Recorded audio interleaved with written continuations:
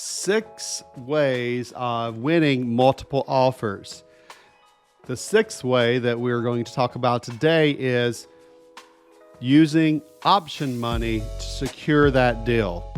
What is option money? That is guaranteed money to the seller. And what that does for the seller and for the listing agent is to know that your client is putting up money that's not earnest money, because earnest money is refundable during certain contingencies. But the option money is for the seller to use right away. And if the buyer walks out of the contract, that money is theirs. So in this multiple offer situation, if they take your option money and you decide to bail, well, they've got other offers and they just maybe made a couple $1,000s. So very powerful to use.